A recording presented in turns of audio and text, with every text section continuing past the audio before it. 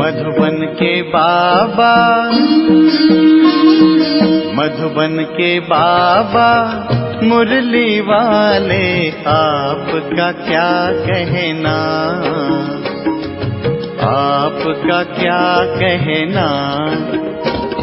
ओम शांति। आज 29 जनवरी 2025 के साकार मधुर महावाक्य हैं। आज मीठे मीठे बापू दादा बोले, मीठे बच्चे, तुम्हें अपने योग बल से ही विकर्म विनाश कर पावन दुनिया बनानी है, यही तुम्हारी सेवा है। बाबा ने कहा, मीठे बच्चे, तुम्हें अपने योग बल से ही विकर्म विनाश कर पावन दुनिया बनानी है, यही तुम्हारी सेवा है। बाबा ने आज प्रश्न पूछा है कि देवी देवता धर्म की कौन सी विशेषता गाई हुई है। तो उत्तर में बाबा ने समझाया कि देवी देवता धर्म ही बहुत सुख देने वाला है, वहाँ दुख का नाम निशान ही नहीं। तुम बच्चे 3/4 सुख पाते हो, अगर आधा सुख आधा दुख हो तो मज़ा ही ना आए। ओम शांति। भगवानुवाच, भगवान ने ही समझाया है कि कोई मनुष्य को भगवान नहीं कहा जा सकता, देवताओं को भी भगवान नहीं कहा जा सकता। भगवान तो निराकार है, उनका कोई भी साकारी व आकारी रूप नहीं है। सूक्ष्म वतनवासियों का भी सूक्ष्म आकार है, इसलिए उसको कहा जाता है सूक्ष्म वतन। यहाँ साकारी मनुष्य तन है, इसलिए इसको स्थूल वतन कहा जाता है। स्थूल वतन में यह स्थूल 5 तत्वों का शरीर होता नहीं, यह 5 तत्वों का मनुष्य शरीर बना हुआ है। इनको कहते हैं मिट्टी का पुतला। सूक्ष्म वतनवासियों को मिट्टी का पुतला नहीं कहेंगे। डीटी देवता धर्म वाले भी हैं मनुष्य, परंतु उनको कहेंगे दैवी गुण वाले मनुष्य। यह दैवी गुण प्राप्त किए हैं शिव बाबा से। दैवी लोक वाले मनुष्य और आसुरी गुण वाले मनुष्य में कितना फर्क है। मनुष्य ही शिवालय व वैश्यालय में रहने लायक बनते हैं। सत्य को कहा जाता है शिवालय।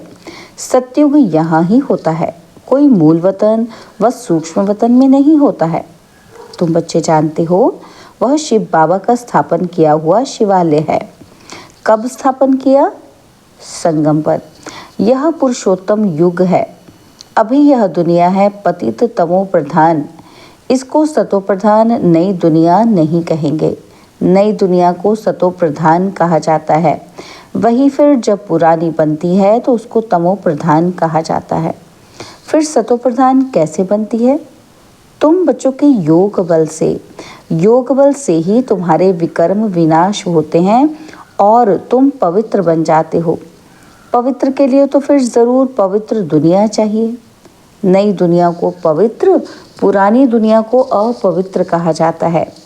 पवित्र दुनिया बाप स्थापन करते हैं और पतित दुनिया रावण स्थापन करते हैं।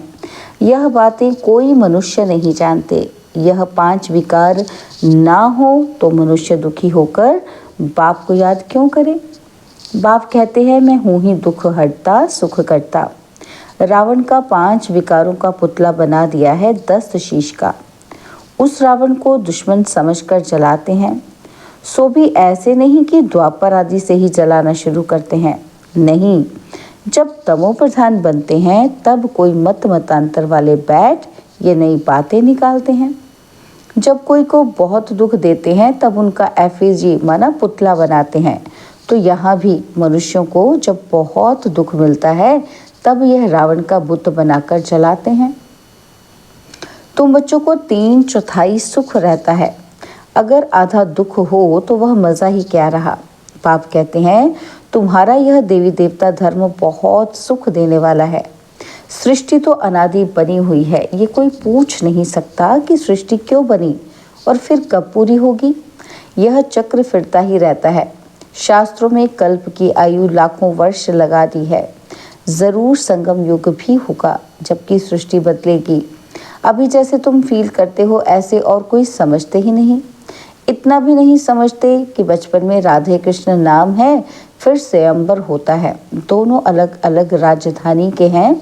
फिर उनका स्वयंवर होता है तो लक्ष्मी नारायण बनते हैं। ये सब बातें बाप समझाते हैं। बाप ही नॉलेजफुल है। ऐसे नहीं कि वह जानी जाननहार है। अब तुम बच्चे समझते हो, बाप तो आकर नॉलेज देते हैं। नॉलेज पाठशाला में मिलती है। पाठशाला में एम ऑब्जेक्ट तो ज़रूर होनी चाहिए। अभी तुम पढ़ रहे हो, छीछी दुनिया में राज्य नहीं कर सकते, राज्य करेंगे गुलगुल दुनिया में। राजयोग कोई सतयुग में थोड़ी सिखाएंगे, संगम युग पर ही बाप राजयोग सिखलाते हैं। यह बेहद की बात है। बाप कब आते हैं किसी को भी पता नहीं, घोर अंधियारे में है। ज्ञान सूर्य नाम से जापान में वो लोग अपने को सूर्यवंशी कहलाते हैं। वास्तव में सूर्यवंशी तो देवताएं ठहरे। सूर्यवंशियों का राज्य सतयुग में ही था। गाया भी जाता है, ज्ञान सूर्य प्रगटा तो भक्ति मार्ग का अंधियारा विनाश। नई दुनिया सो पुरानी और पुरानी दुनिया सो फिर नई होती है। यह बेहद का बड़ा घर है। कितना बड़ा मांडवा है। सूर्य, चांद, सितारे कितना काम देते हैं। रात्रि को बहुत काम चलता है। ऐसे भी कई राजा लोग हैं जो दिन को सो जाते, रात को अपनी समाधि लगाते हैं, खरीदारी करते हैं। यह अभी तक भी कहीं कहीं चलता है। मिल्स आदि भी रात को चलती हैं। यह है हद के दिन रात, और वह है बेहद की बात। यह बातें सिवाय तुम्हारे और किसी की बुद्धि में नहीं है। शिव बाबा को भी जानते नहीं। बाप हर बात समझाते रहते हैं। ब्रह्मा के लिए भी जब समझाया है, प्रजापिता ब्रह्मा है। जब बाप सृष्टि रचते हैं तो ज़रूर किसी में प्रवेश करेंगे। पावन मनुष्य तो होते ही सतयुग में हैं। कलयुग में तो सब विकार से पैदा होते हैं, इसलिए पतित कहा जाता है। मनुष्य कहेंगे विकार बिगर सृष्टि कैसे चलेगी। अरे देवताओं को तुम कहते हो संपूर्ण निर्विकारी। कितनी शुद्धता से उन्हों के मंदिर बनाते हैं। ब्राह्मण बिगर कोई को अंदर अलाउ नहीं करेंगे। वास्तव में इन देवताओं को विकारी को टच कर नहीं सकता, परंतु आजकल तो पैसे से ही सब कुछ होता है। कोई घर में मंदिर आदि रखते हैं तो भी ब्राह्मण को ही बुलाते हैं। अब विकारी तो वह ब्राह्मण भी हैं, सिर्फ नाम ब्राह्मण है। यह तो दुनिया ही विकारी है, तो पूजा भी विकारियों से होती है। निर्विकारी कहाँ से आए? निर्विकारी होते ही हैं सतयुग में। ऐसे नहीं कि जो विकार में नहीं जाते उनको निर्विकारी कहेंगे। शरीर तो फिर भी विकार से ही पैदा हुआ है ना। तो बाप ने एक ही बात बताई है कि ये सारा रावण राज्य है। राम राज्य में है संपूर्ण निर्विकारी और रावण राज्य में है विकारी। सतयुग में पवित्रता थी तो पीस प्रॉस्पेरिटी थी। तुम दिखला सकते हो कि सतयुग में इन लक्ष्मी नारायण का राज्य था ना, वहाँ 5 विकार होते ही नहीं। वह है ही पवित्र राज्य जो भगवान स्थापन करते हैं। भगवान पतित राज्य थोड़े स्थापन करते हैं। सतयुग में अगर पतित होते तो पुकारते ना, वहाँ तो कोई पुकारते ही नहीं। सुख में कोई याद नहीं करते। परमात्मा की महिमा भी करते हैं कि सुख के सागर, पवित्रता के सागर। कहते भी हैं शांति हो। अब सारी दुनिया में शांति मनुष्य कैसे करेंगे? शांति का राज्य तो एक स्वर्ग में ही था। जब कोई आपस में लड़ते हैं तो सुलह कराना होता है, वहाँ तो है ही एक राज्य। बाप कहते हैं इस पुरानी दुनिया को ही अब खत्म होना है। इस महाभारत लड़ाई में सब विनाश होते हैं। विनाश काले विपरीत बुद्धि अक्षर भी लिखा हुआ है। बरोबर पांडव तो तुम हो ना। तुम हो रूहानी पंडित, सबको मुक्ति धाम का रास्ता बताते हो। वह है आत्माओं का घर शांति धाम और यह है दुख धाम। अब बाप कहते हैं इस दुख धाम को देखते हुए भी भूल जाओ। बस अभी तो हमको शांति धाम में जाना है। यह आत्मा कहती है, आत्मा रियलाइज करती है। आत्मा को स्मृति आई है कि मैं आत्मा हूँ। बाप कहते हैं मैं जो हूँ जैसा हूँ, और तो कोई समझ ही ना सके। तुमको ही समझाया है। क्या समझाया बाबा ने? कि मैं बिंदी हूँ। तुम्हें ये घड़ी घड़ी बुद्धि में रहना चाहिए कि हमने 84 का चक्र कैसे लगाया। इसमें बाप भी याद आएगा और घर भी याद आएगा, चक्र भी याद आएगा। इस वर्ल्ड की हिस्ट्री, ज्योग्राफी को तुम ही जानते हो। कितने खंड हैं, कितनी लड़ाई आदि लगी। सत्युग में लड़ाई आदि की बात ही नहीं। कहाँ राम राज्य, कहाँ रावण राज्य। बाप कहते हैं अभी तुम जैसे कि ईश्वरीय राज्य में हो, क्योंकि ईश्वर यहाँ आया है राज्य स्थापन करने। ईश्वर खुद तो राज्य करते नहीं, खुद राजाई लेते नहीं, निष्काम सेवा करते हैं। ऊंच ते ऊंच है भगवान, सब आत्माओं का बाप। बाबा कहने से एकदम खुशी का पारा चढ़ना चाहिए। अतीन्द्रिय सुख तुम्हारी अंतिम अवस्था का गाया हुआ है। जब इम्तिहान के दिन नज़दीक आते हैं तो उस समय सब साक्षात्कार होते हैं। अतीन्द्रिय सुख भी बच्चों को नंबरवार है। कोई तो बाप की याद में बड़ी खुशी से रहते हैं। तुम बच्चों को सारा दिन यही फीलिंग रहे कि ओहो बाबा, आपने हमें क्या से क्या बना दिया, आपसे कितना हमें सुख मिलता है। बाप को याद करते प्रेम के आंसू आ जाते। कमाल है, आप आकर के हमको दुख से छुड़ाते हो, विषय सागर से क्षीर सागर में ले चलते हो। सारा दिन यही फीलिंग रहनी चाहिए। बाप जिस समय तुमको याद दिलाते हैं तो तुम कितने गध होते हो। शिव बाबा हमको राजयोग सिखला रहे हैं। बरोबर शिवरात्रि भी मनाई जाती है, परंतु मनुष्य ने शिव बाबा के बदले श्री कृष्ण का नाम गीता में दे दिया है। यह बड़े ते बड़ी एक जो भूल है। नंबर 1 गीता में ही भूल कर दी है। ड्रामा ही ऐसा बना हुआ है। बाप आकर ये भूल बताते हैं कि पतित पावन मैं हूँ वह श्री कृष्ण। तुमको मैंने राजयोग सिखलाए, मनुष्य से देवता बनाया। गायन भी मेरा है ना, अकाल मूर्त अर्जुनी सैबन। तो श्री कृष्ण की ये महिमा थोड़ी कर सकते हैं, वह तो पुनर्जन्म में आने वाला है।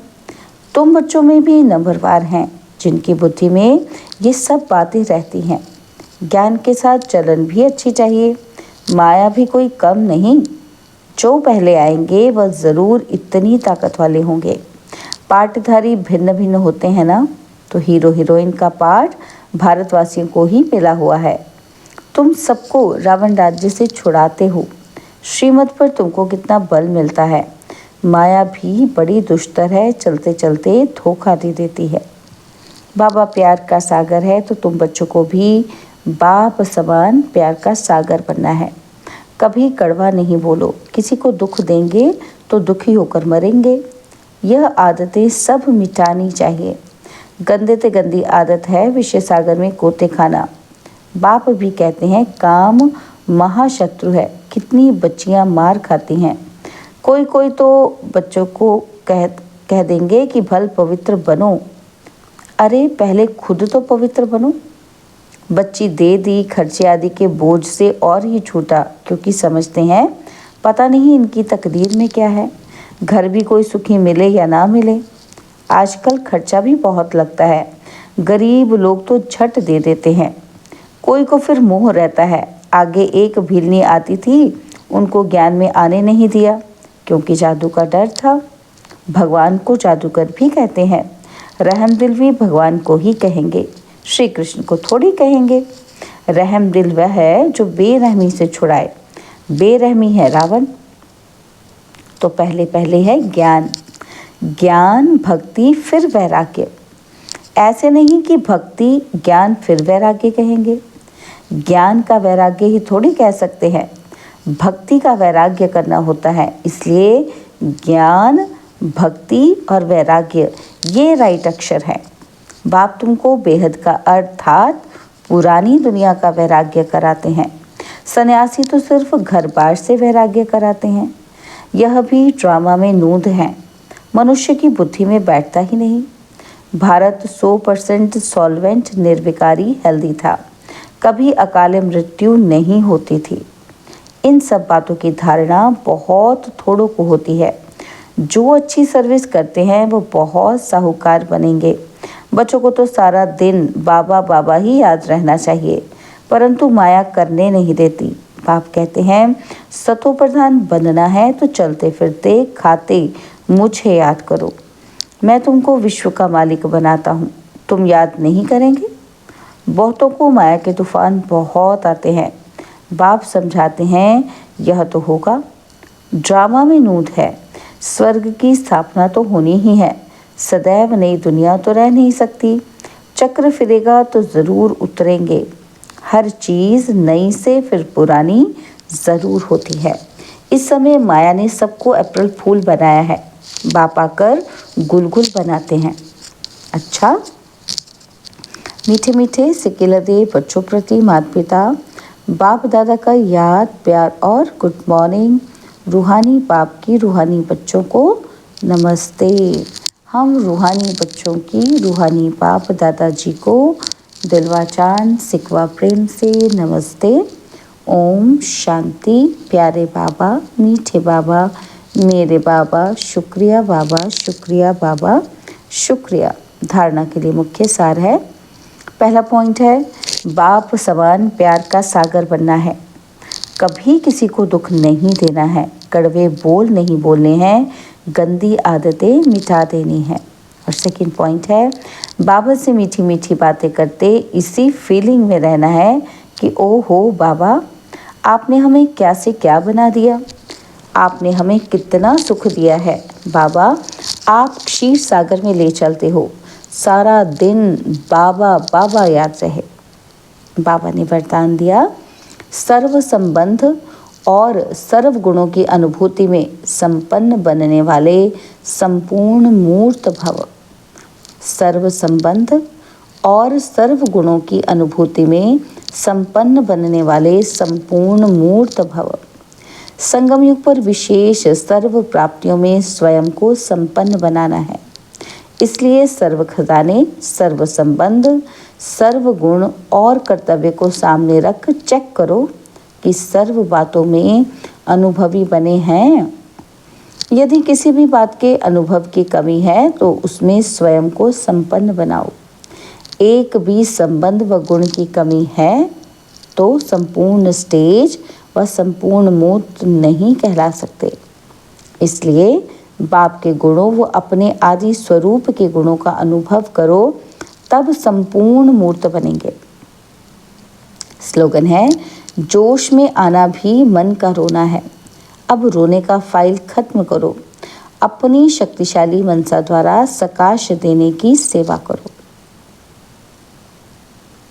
अंतर्मुखी अभ्यास के लिए बाबा ने कहा, मनसा द्वारा सकाश देने की सेवा करो। तो मनसा सेवा करने के लिए सर्वशक्तियों को अपने जीवन का अंग बना लो।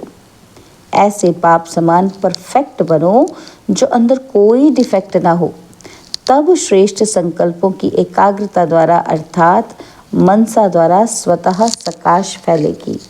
ओम शांति।